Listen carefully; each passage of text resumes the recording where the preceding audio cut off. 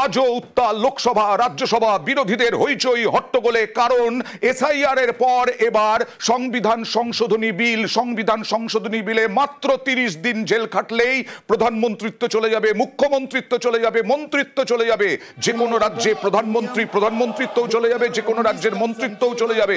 30 দিন, মাত্র 30 দিন জেলবাসে। আর এই নিয়েই ব্যাপক গন্ডগোল। দেখুন লোকসভায় বিকেল 3টে পর্যন্ত মুলতবি, 3টের পরে আবার কি হবে দেখুন এই মুহূর্তের ছবি। संघ राज्य क्षेत्र शासन अधिनियम 1963 কথা বলবো প্রতিনিধি মৈত্রীর সঙ্গে। মৈত্রী, মূলত সরকার পক্ষের কি যুক্তি, যেটা ছিল এর আগে জনপ্রতিনিধিত্ব আইনে, তা পরিবর্তন করতে হলো কেন?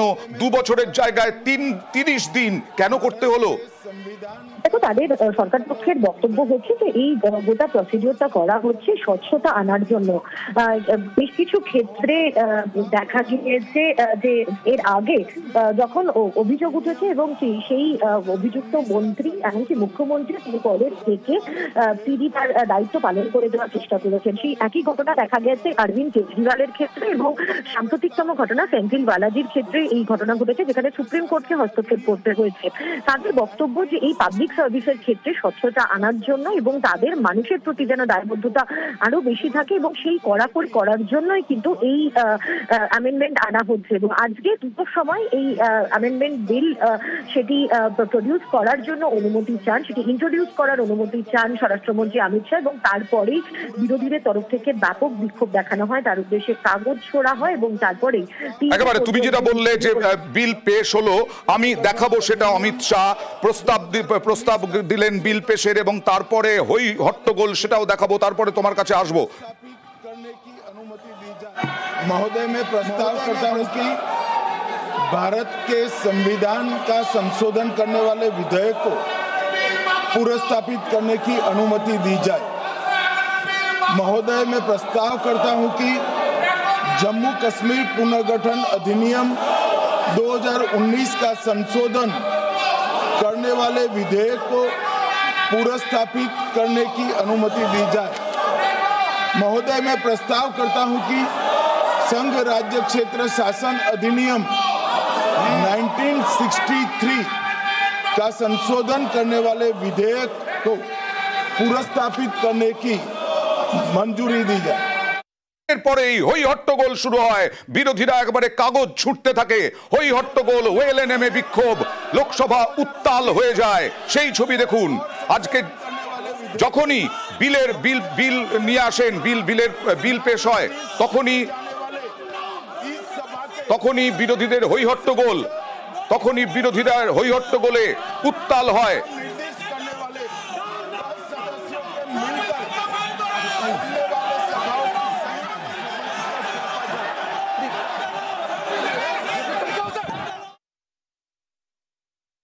भारत के संविधान का संशोधन करने वाले विधेयक মধ্যেই হই হট্টগোল শুরুর মধ্যেই তর্ক বিতর্ক দেখুন। Under the 30th Constitutional Amendment Bill, as well as the other 2 bills, I strongly oppose. The bills are to be introduced according to the rules and procedure of the House. The bill is not circulated among the members.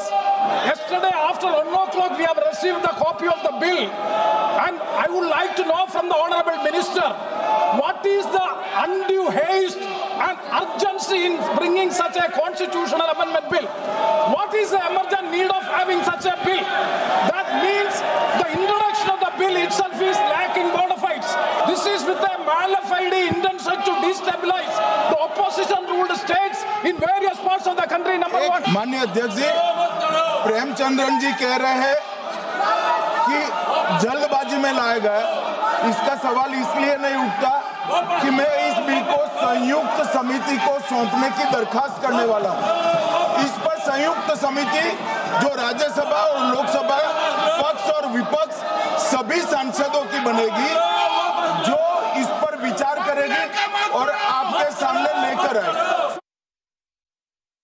This bill is to sabotage the basic principle of the constitution of this country. Sir, BJP people are telling this bill is to bring morality in politics. Can I ask a question to the Honourable Home Minister? When he was the Home Minister of Gujarat, he had been arrested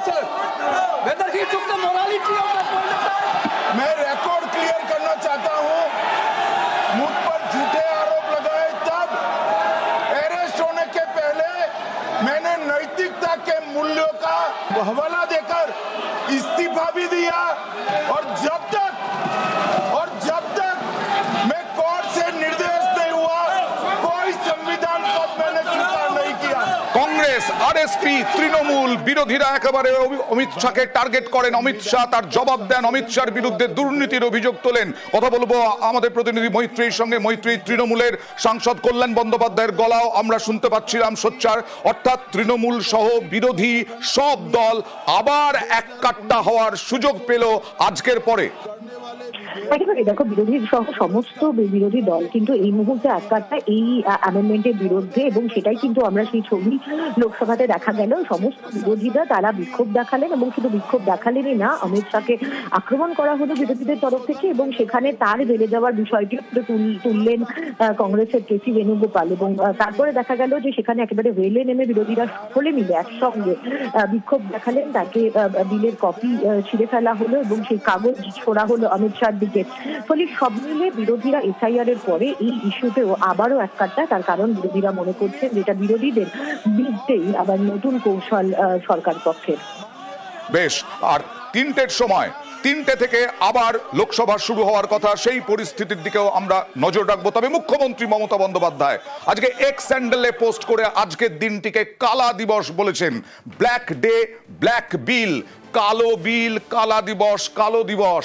আজকে মমতা বন্দ্যোপাধ্যায় তীব্র নিন্দা করলেন 130তম এই constitutional amendment bill এবং বিরোধীদের নয়া বিলে কড়া নিন্দা, কেন্দ্রকে কড়া আক্রমণ করে পোস্ট, এক্স হ্যান্ডেলে পোস্ট। সরাসরি চলে যাব প্রতিনিধি আবিরের কাছে, কারণ আবার সেই এসআইআর, বাংলা পরিযায়ী এই সবের পর এবার মমতা বন্দ্যোপাধ্যায় একেবারে যে এক্স হ্যান্ডেলে পোস্টটা করলেন তার ভাষা দেখেই বোঝা যাচ্ছে যে আগামী দিনে তৃণমূল ছেড়ে কথা বলবে না। আবির,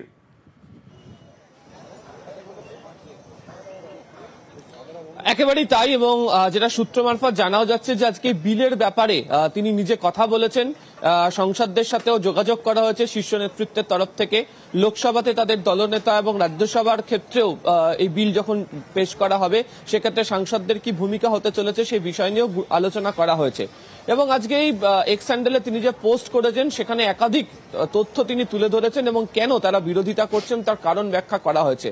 মূল যে বিষয়টা বোঝানোর চেষ্টা হয়েছে সেখানে বলা হয়েছে যে বিচার ব্যবস্থার স্বাধীনতার উপর আঘাত, জনগণের ক্ষমতা খর্ব করা হচ্ছে, ভোটাধিকার খর্ব করার চেষ্টা করা হচ্ছে এবং কোথাও গিয়ে এক ব্যক্তি, এক পদ, এক সরকার এই নীতিকে চালু করার চেষ্টা করা হচ্ছে। এর আগেও তৃণমূলের তরফ থেকে বারবার উল্লেখ করা হয়েছে যে কেন্দ্র এবং রাজ্য সরকারের মধ্যে যে সহজ যে সম্পর্কের যে জায়গা সেটা যুক্তরাষ্ট্রীয় কাঠামো মেনে নির্ধারিত হয়ে থাকে এবং রাজ্যতেও বা কেন্দ্রতেও যে সরকার আসুক না কেন তারা নির্বাচনের মাধ্যমে হয়, সাধারণ মানুষের ভোটে তারা নির্বাচিত হয়ে আসে। ফলে এই সরকারকে কোনোটি নির্দিষ্টভাবে কোনো ব্যক্তির ক্ষেত্রে তাকে সরানোর ক্ষেত্রে, অর্থাৎ সাংবিধানিক পদে যারা রয়েছেন তাদেরকে সরানোর ক্ষেত্রে যারা নির্বাচিত করেছেন তাদের ভূমিকা থাকে। এক্ষেত্রে দাঁড়িয়ে এই ধরনের বিল নিয়ে এসে এবং এমন সময় অ্যামেন্ডমেন্টকে নিয়ে আসা হচ্ছে যেখানে সামনে দেখতে পাওয়া যাচ্ছে যে একাধিক রাজ্যের নির্বাচন রয়েছে এবং যে সমস্ত রাজ্যগুলিতে নির্বাচন রয়েছে সেই সমস্ত রাজ্যগুলিতে কেন্দ্রের শাসক দলের সঙ্গে সেই রাজ্যে থাকা শাসক বা বিরোধী যে রাজনৈতিক দলগুলি থাকুক না কেন তাদের প্রত্যেক দিন সংসদে বা সেই রাজ্যের ক্ষেত্রে রাজনৈতিক লড়াই অটুট বা জারি রয়েছে। ফলে এক্ষেত্রে দাঁড়িয়ে যে সাংবিধানিক নীতি বা কাঠামোকে মানা হচ্ছে না, সাংবিধানিক কাঠামোকে ধ্বংস করার চেষ্টা করা হচ্ছে এবং তিনি এক্স হ্যান্ডেল পোস্টের মধ্যে উল্লেখ করেছেন এই বিলকে এমন সময় নিয়ে আসা হচ্ছে যেটা কার্যত সুপার এমার্জেন্সির মতো আচরণ করা হচ্ছে। ফলে আগামী দিনে এই গোটা ইস্যুকে নিয়ে যুক্তরাষ্ট্রীয় কাঠামো এবং সাংবিধানিক কাঠামোকে বিঘ্ন ঘটানো হচ্ছে। এই ইস্যুকে সামনে রেখে অবশ্যই তৃণমূল কংগ্রেস তীব্র প্রতিবাদ করবে এবং আজকেও তার ছোঁয়াচ কিছুক্ষণ আগে লোকসভার মধ্যে তৃণমূল সাংসদরা যে ভূমিকা পালন করেছেন সেখানে উল্লেখিত হয়েছে। কিন্তু এক্ষেত্রে দাঁড়িয়ে অনেকের বক্তব্য যেহেতু মমতা বন্দ্যোপাধ্যায় এই মুহূর্তে অন্যতম বিজেপি বিরোধী নেত্রী হিসেবে তার মুখকে ব্যবহার করা হচ্ছে, তিনি ইন্ডিয়ার ক্ষেত্রেও তার যে বিরোধিতার যে বিষয় সেটা অত্যন্ত প্রাসঙ্গিক থাকে। ফলে সেক্ষেত্রে দাঁড়িয়ে তার এই বিলকে ব্ল্যাক ডে, ব্ল্যাক বিল বলার অর্থ তৃণমূল কংগ্রেস বাকি বিরোধী রাজনৈতিক দলকেও একসঙ্গে সঙ্গে নিয়ে তীব্র আক্রমণের পথে যাবে তার একটা ছোঁয়াচ বা তার একটা প্রকাশ তার এই এক্স হ্যান্ডেল পোস্টের মধ্যে দিয়ে উল্লেখিত। বেশ, যদিও আর একদিন মাত্র সংসদের আয়ু, আজ বিকেল 3টের সময় আবার সংসদে হই হট্টগোল হওয়ার ব্যাপক সম্ভাবনা। ব্ল্যাক ডে, ব্ল্যাক বিল বলে নিশানা মুখ্যমন্ত্রীর। আর অন্যদিকে তৃণমূলের সর্বভারতীয় সাধারণ সম্পাদক অভিষেক বন্দ্যোপাধ্যায় বললেন, আমরা এই স্বৈরাচারী মনোভাবের কড়া নিন্দা করছি, কেন্দ্রের আনা সংবিধান সংশোধনী বিলের বিরোধিতা করছি। এক্স হ্যান্ডেলে আরো কি লিখলেন তৃণমূল সাংসদ এবং তৃণমূলের সর্বভারতীয় সাধারণ সম্পাদক। তিনি লিখলেন, কেন্দ্রের সরকার দেশের মানুষের অভাব অভিযোগ মেটাতে ব্যর্থ, দেশের সার্বভৌমত্ব রক্ষায় ব্যর্থ। আরও লিখলেন, সংবিধান সংশোধনী বিলের কড়া নিন্দায় 30 দিন জেলে থাকলেই, মাত্র 30 দিন জেলে থাকলেই প্রধানমন্ত্রিত্ব, মুখ্যমন্ত্রিত্ব, মন্ত্রিত্ব চলে যাবে। নির্বাচন কমিশনকে দিয়ে এসআইআর আরেকটি অর্থাৎ ইডিকে কাজে লাগিয়ে বিরোধীদের শায়েস্তা করার চেষ্টা করছে বিপন্ন গণতন্ত্র। অভিষেক বন্দ্যোপাধ্যায় লিখলেন। আর সংসদেও এখানে হইহট্টগোল। এখানেও লিখলেন, কৃষক বিরোধী, উপজাতি বিরোধী, ওবিসি বিরোধী, সর্বোপরি ভারত বিরোধী হিসেবে প্রমাণ করেছে এই সরকার নিজেকে। অভিষেক বন্দ্যোপাধ্যায় লিখলেন এক্স হ্যান্ডেলে। আর এরপরে হইহট্টগোল প্রথম থেকেই, এই নিয়েই আজকে সকাল থেকে হইহট্টগোল। বিরোধীরা একেবারে এককাট্টা। মহুয়া মৈত্র, প্রিয়াঙ্কা গান্ধী, তারা কি বললেন? আর তৃণমূলকে আক্রমণ করতে ছাড়লেন না সুকান্ত মজুমদার, কিরেন রিজিজু আক্রমণ করলেন।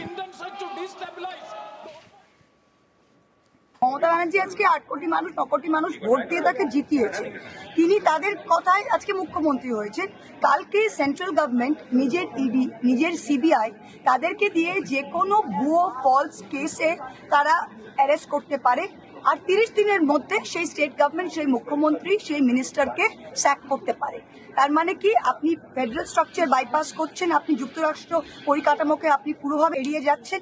সেকেন্ড কি, আপনি আইনি বিচার ব্যবস্থাকে এড়িয়ে যাচ্ছেন, কারণ বিচার ব্যবস্থারই একমাত্র রাইট রয়েছে কাউকে ইনোসেন্ট বা কাউকে গিল্টি প্রুভ করা। দিল্লিতে দেখলেন কি হলো, সত্যেন্দ্র জৈনকে তারা জেলে দিল 4 বছর পরে। সিবিআই বলছে যে আমাদের কাছে কোনো প্রুফ নেই। তা ওরা আজকে যে কোনো কাউকে অ্যারেস্ট করে। এইটা শুধু অপোজিশন বিরোধী পক্ষেরও নয়, এটা উইদিন দ্য বিজেপি, তাদের যেটা অ্যালাইজ আছে তাদের মধ্যেও যদি কেউ অমিত শাহ, নরেন্দ্র মোদীর কথা না শোনে, তাহলে ঘচাংফু, গলা কেটা হবে।